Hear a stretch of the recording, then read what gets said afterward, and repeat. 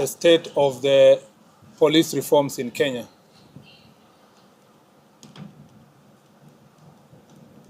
In the past few years, police reforms have gained significant momentum following the infusion of National Police Service, its objects and functions in the Constitution of Kenya.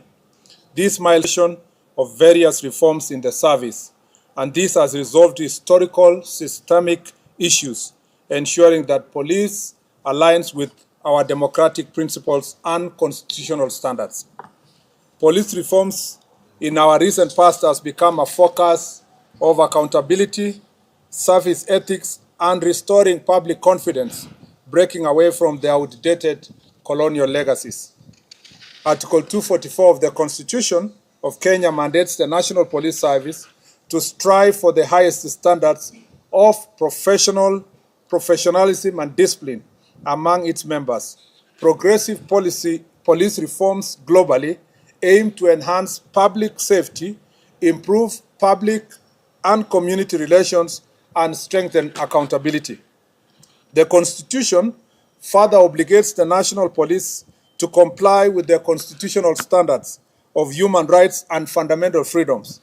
The servicemen and women are required to be trained to the highest possible standards and competence and integrity to respect human rights, fundamental freedoms, and dignity.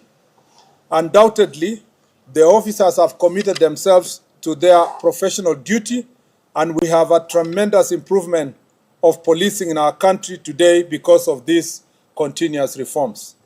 We therefore applaud the personnel that have committed themselves to constitutional obligation of ensuring highest standards of professionalism and discipline.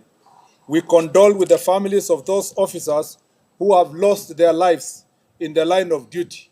Regrettably, in the last 10 years, we have lost over 600 police officers directly in the line of duty while working to secure our country, to combat crime, and in enforcement of law and order, including during public protests.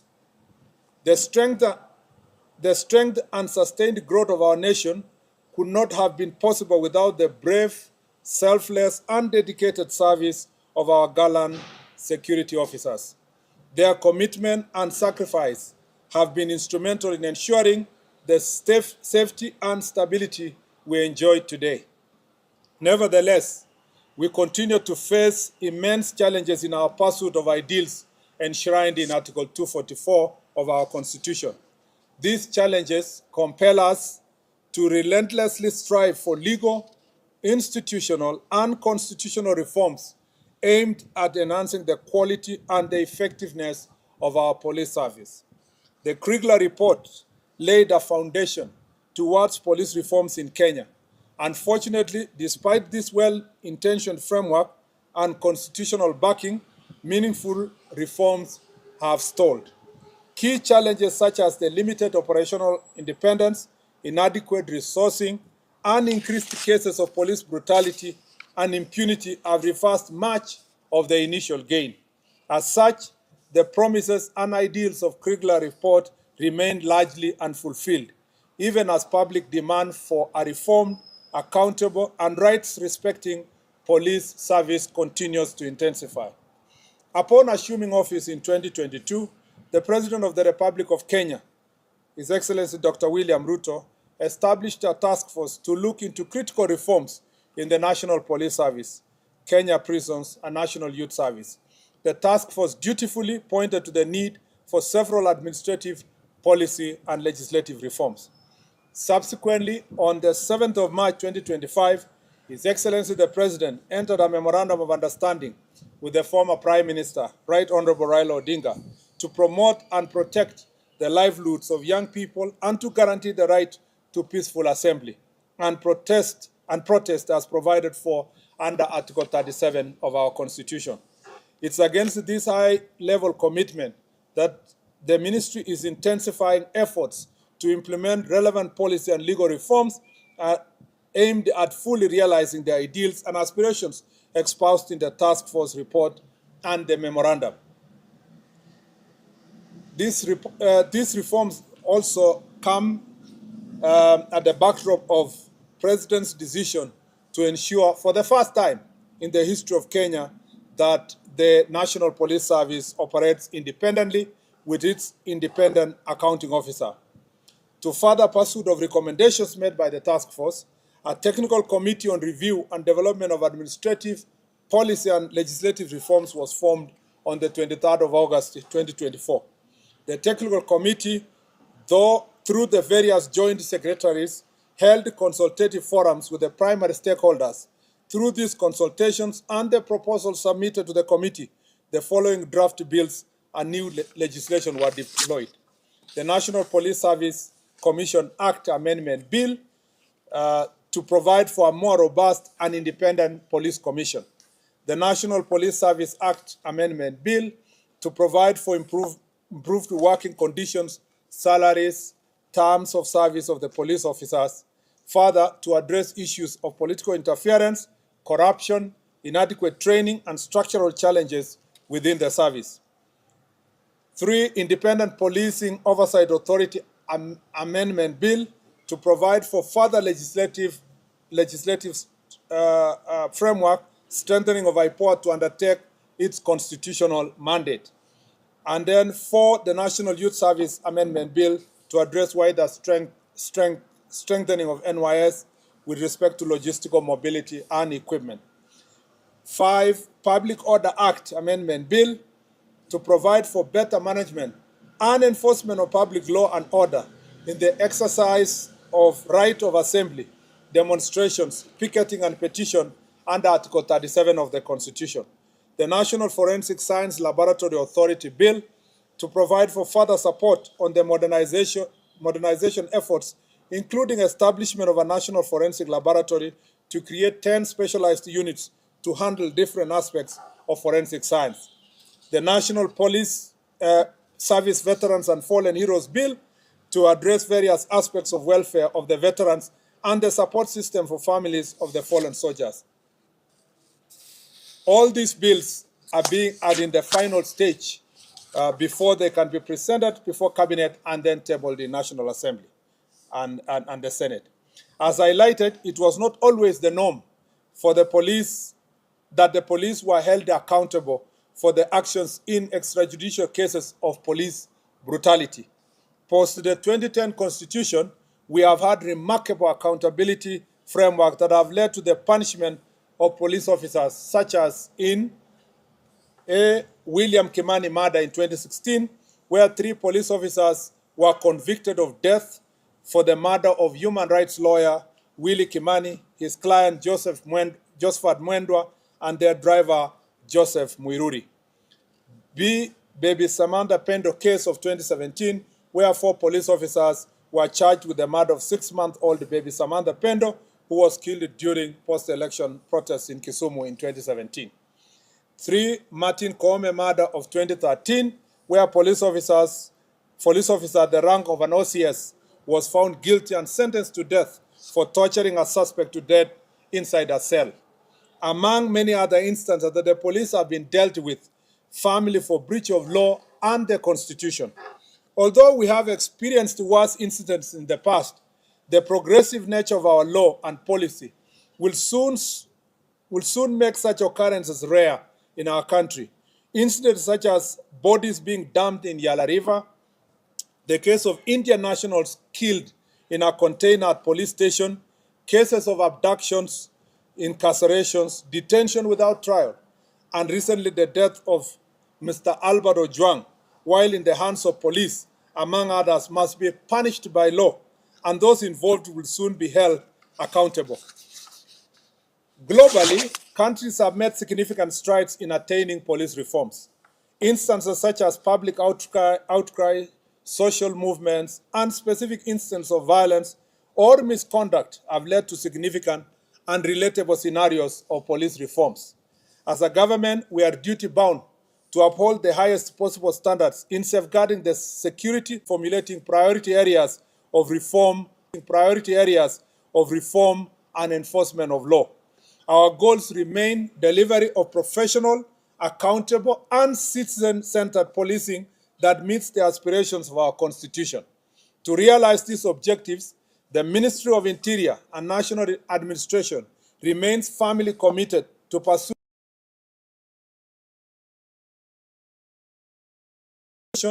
policy and administrative reforms and of international in the aspiration of fulfillment of Constitution 4. I have today directed the implementation of the following policy reforms framework in the National Police Service.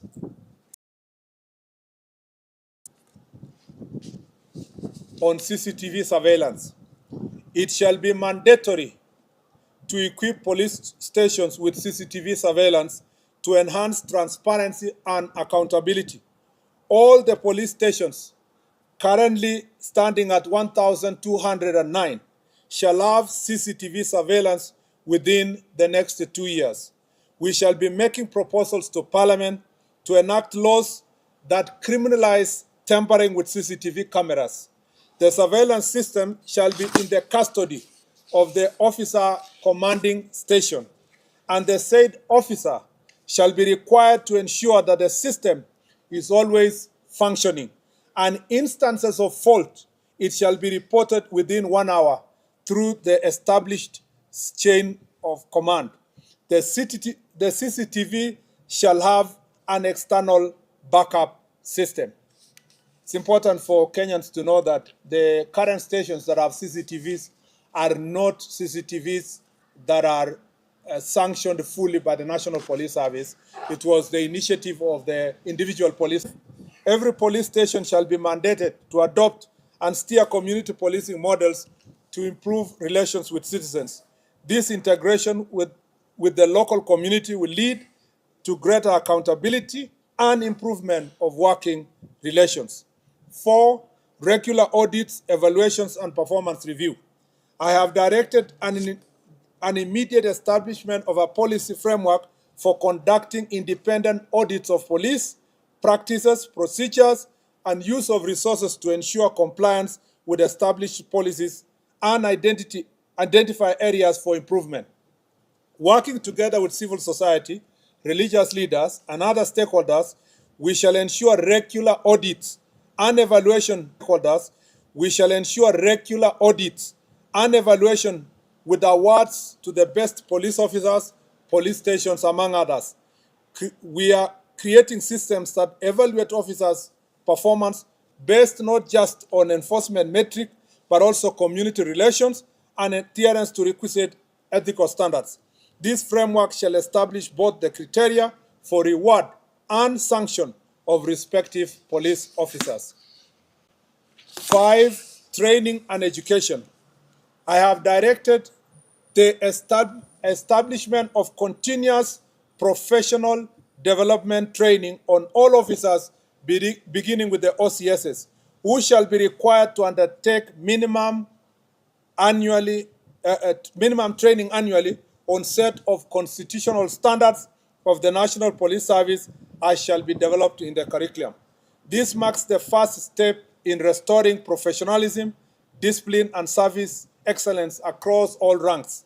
To achieve this, we shall work closely with the National Treasury and Parliament to ensure adequate resources are allocated. It is unfortunate that whenever budget cuts strike, training is often the first casualty. We are also forging partnership with development partners, public benefit organizations, and other stakeholders to sustain this initiative.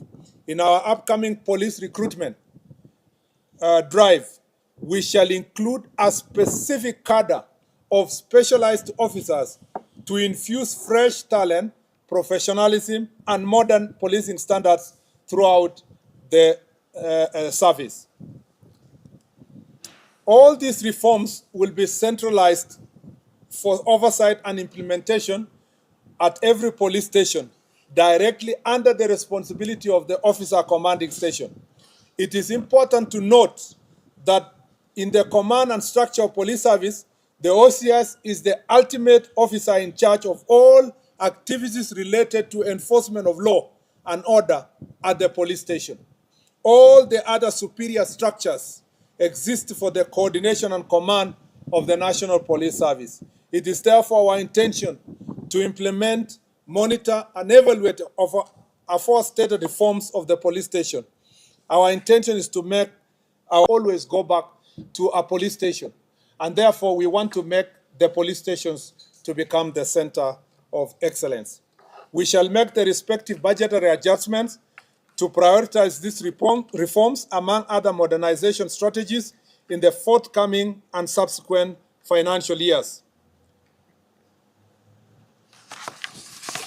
We shall also pitch for support of these priorities from our development partners to ensure efficient and effective implementation of these reforms.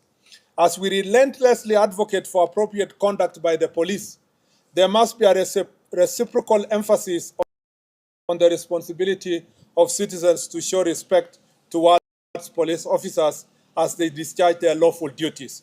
Just as police officers are held accountable and subjected to public scrutiny, citizens too must accept that their actions are not beyond reproach. We are extremely concerned by the increasing instances where police officers have come under unwarranted attacks while executing their lawful duties. These challenges must not be ignored, and they point to a broader need to foster mutual understanding, accountability, and respect between the police and the public. In some instances, the nation has watched in disbelief as individuals forcefully entered protected areas such as parliament and police stations, with incidences such as burning police vehicles and destruction of government installations. Equally alarming are cases involving mob justice, acts of banditry, and illegal possession and public display of firearms. Such acts not only threaten national security, but also undermine rule of law. In conclusion, I wish to give my highest assurance that the Ministry of Interior and National Administration, working in concert with other government agencies and in close collaboration with the people of Kenya, will continue to pursue and implement the much-needed reforms within the security sector. This process will be progressive and guided by the constitutional values, best practices, and the unwavering pursuit of justice and professionalism. I thank you. Are there any questions? Yes. We shall, for all the questions, please name and maybe the media house you represent. Okay.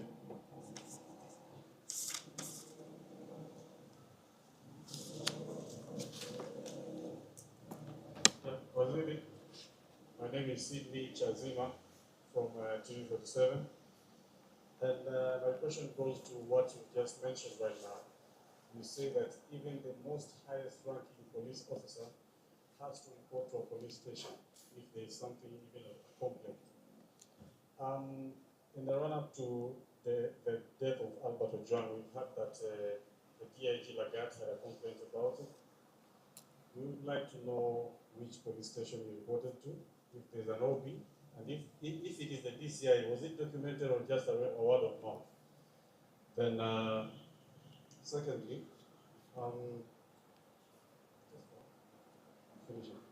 what was the complaint about? You have not been able to trace the comment or even screenshot of what Albert was being accused of.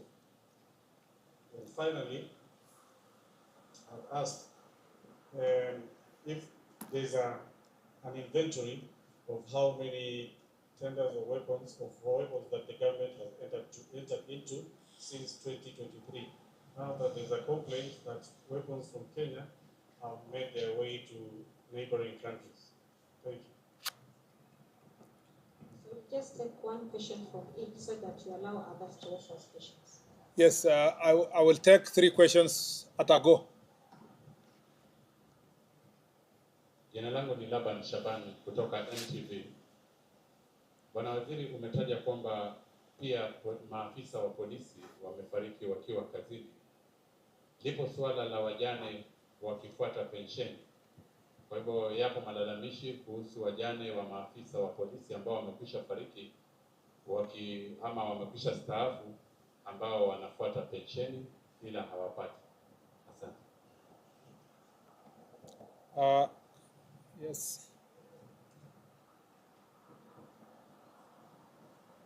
Good afternoon, Waziri. My name is Stephen Leto from Citizen TV. My question goes to the CCTV installation to over 1,000 police stations across the country. What is the financial implication that you are looking at? And if you are talking of development partners, who are these development partners that you want to, delegate a primary duty of installing CCTVs in the police stations in the country? Thank you.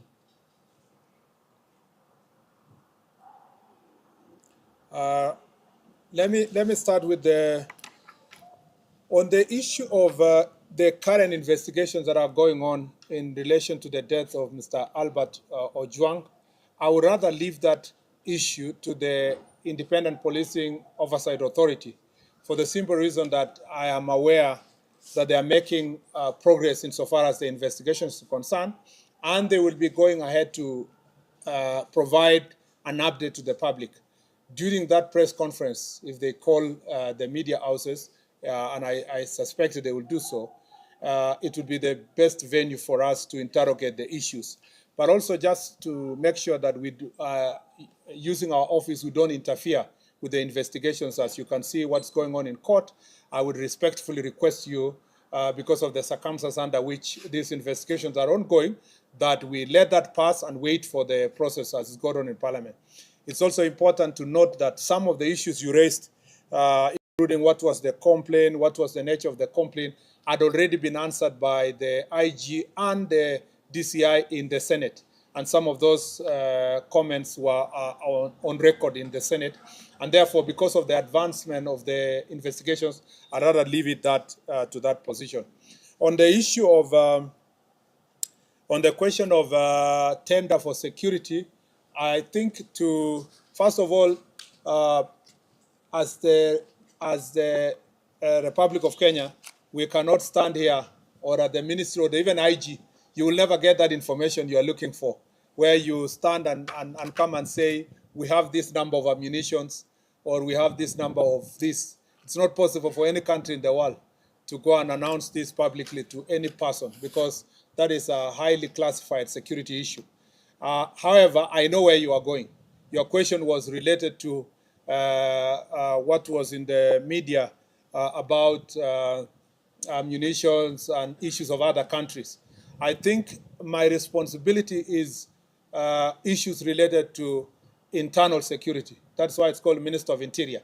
So I have my responsibilities only confined to issues that are related to security in our country. Other issues that are happening between Kenya and neighboring countries or other parts of the country are better addressed through foreign affairs, not internal issues. I'm confined within the boundaries of our country insofar as issues of security is concerned. On the issue of swali nzuri limeulizwa na Laban kuhusiana na pensheni ya maaskari wetu. Ninajua ya kwamba kumekuwa na shida, si kwa upande wa askari peke yake, lakini public service wote wakijaribu kupata budget ya kuhakikisha inalipa mambo ya pensheni. Lakini uliposikia vile nilisoma, baadhi ya mabadiliko ama reforms ambayo tunafanya inahusikana na Veterans Bill. Nia yetu ni kuhakikisha kwamba through that Veterans Bill tutakuwa na njia mwafaka ya kuhakikisha kwamba wale wanaondoka kutoka ofisi wanalipwa haraka, na pia sio wenye wanaondoka peke yake, wale wanapoteza wapendo wao katika wakiwa kazini watakuwa wameshughulikiwa ipasavyo. Ndio unaona hiyo Veterans Bill ndio moja ya yale sheria ambayo nilisoma ambayo tunataka kupitisha ifikie bunge, ili tukue na njia mwafaka ya kuhakikisha muda ambayo inahitajika kulipa pension na mambo mengine. Hata hivyo, kupitia bajeti ambayo National Police Service imepata, kumekuwa na bidii kwa upande wa National Police Service kujaribu kulipa wale ambao pension yao imekaa sana kadiri ya uwezo wao kupitia ile bajeti ambayo tumepewa na bunge. Kwa mambo ya financial implication, I want to say that we will leverage on the working relationship we have with the Ministry of ICT and with the support of also CAK, Communication Authority of Kenya. We are going to forge this partnership, which has been ongoing between us and these institutions to see how we can install these CCTV cameras within the next 2 years. The ultimate budgetary allocation will be determined by the working partnership we have put in place. I need to say that we are not saying we are abdicating this responsibility to our development partners.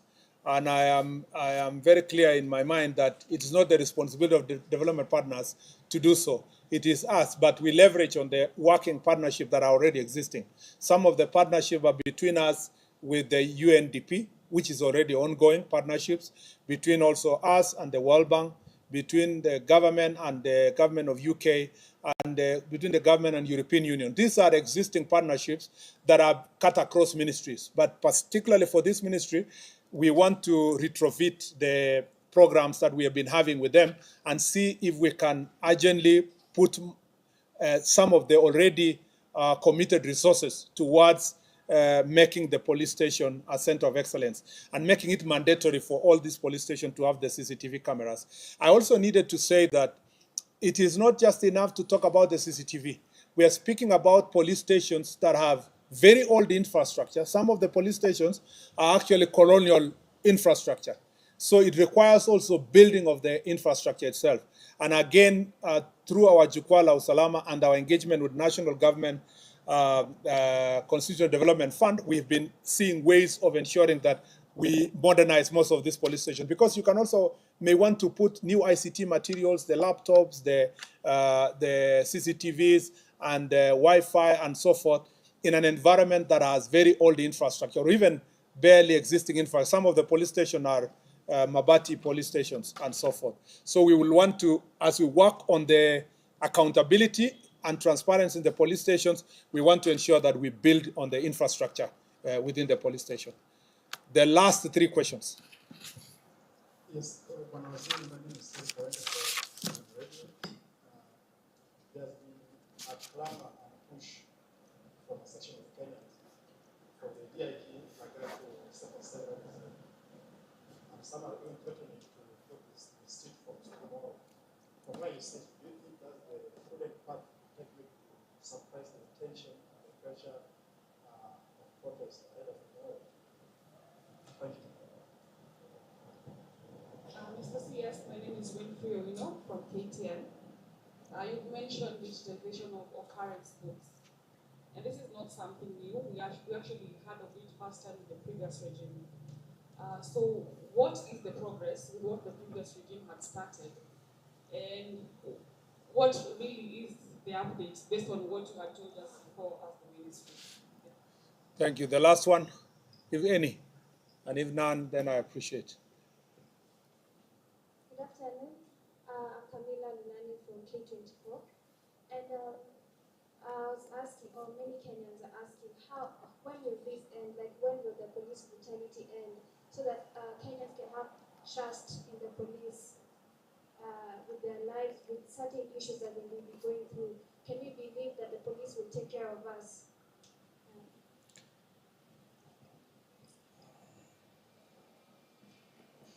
Thank you very much. First, let me say that on the question of the first question by Eric was in relation to the role of the DIG in the question of the issue to do with the murder of Mr. Albert Ojwang. I'd like to say that, and whether or not he should resign.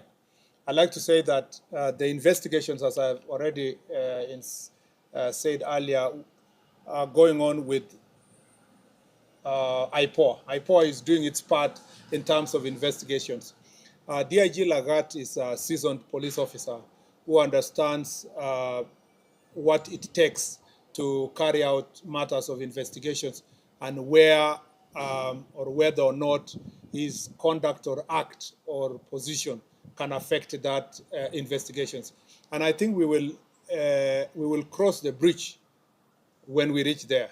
When there is a closer relationship between the investigation that IPOA is doing and what he considers to be an interference, I think we will cross that bridge when we reach there. At the moment, let's leave the IPOA to do its part, but also the DIG himself to assess the extent of his involvement based on the investigations that are going, or his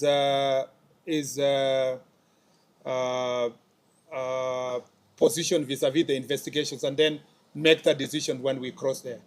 I would not like to be the CS who will make the decision for him. It is important that that is achieved, the threshold of the investigations, where it is, and whether or not the DIG will see that his position or position in office is going to interfere with that investigation. I'm sure when that threshold is achieved, we will cross that bridge when we reach there. On the question of digitization of OBI, this has been a long time promise, and I agree with you that it's been a promise from previous administration to now. We want to move it from promise to reality. And we know the reasons why this is serious is because if we have a digitized OBI, it will help us to make sure that any reported incident can be tamper-proof. It can also be tracked to ensure that whether or not someone wanted to interfere or change the position of a particular reporting that was made. So we'll not have a situation where like we saw in the other incidents, that somebody had reported, there is allegations that the report was changed and so forth. So digitized occurrence book will really help us a great deal. And I have now given timeline. Maybe in the past there was no promise of timeline. I've given in the next 1 year, we would like to see a digitized occurrence book. And then lastly, Camilla has asked a very important question. When will police brutality end? We would like to see that police brutality ends now. It is the duty of any right-thinking member of society, including our cabinet secretary and government, to see that police brutality ends immediately. Because it is not right that police stations, for example, or police officers who are expected to protect the citizens are brutalizing citizens. But as you know, reality on the ground is that this is an area that governments and countries all over the world have struggled with over time. Even the most advanced democracies, like the case of the US with the George Floyd a few years ago. But very conscious societies will ensure that when an incident happens like the one for Mr. Albert Ojwang, you don't, as unfortunate as it is, you don't allow that incident to be part of the statistics. It's also an opportunity for us to rise up and say, what else can we do? Like in the instance that we have proposed here, what else can we do to make the police station safe in respect and honor of those who have suffered, like the case of Albert Ojwang? That way, we can put meaningful, we can have meaningful results based on the otherwise negative and terrible incident.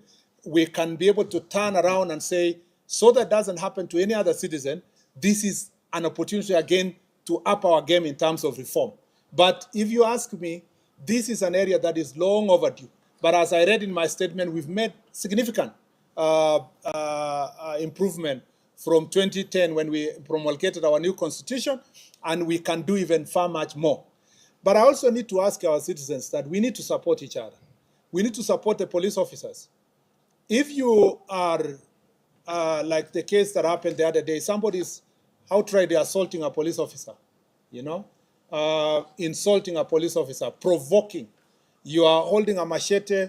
You saw the case of Nakuru, someone having a panga and showing directly to the police officer. And we are all as Kenyans not enraged as if a police officer has shown or pointed a gun to a civilian. It should apply both ways. And I request you in the media, please stop profiling criminals and calling them protesters. I saw in one of the media houses the other day, somebody's announcing, saying, oh yeah, some of the protesters have burned vehicles, some of the protesters have looted. How do you still give them a constitutional status of Article 37? Protesters are expected to be civilized people who are making a statement, not the ones who are burning vehicles, looting shops, attacking civilians, throwing stones at the police officer, burning police vehicles. We have very few police vehicles, but many of them have been burned in this instance. Burning a police station, invading parliament. I am yet to see a media house that calls out all those who invaded parliament. In any civilized society in the world, anybody who invaded parliament would have been called a terrorist, straight, in many countries. But here in Kenya, we are still saying peaceful protesters invaded parliament. How can invasion and peaceful survive on one sentence? It must prick our conscience that, you've seen protests in other parts of the world, people marching peacefully along streets and making their statements. And that's why part of the law that we are proposing is to create an opportunity for public order to give people the space to do protests in an environment that is peaceful and that is respect constitutional responsibility of every one of us. Asanteni sana and God bless you.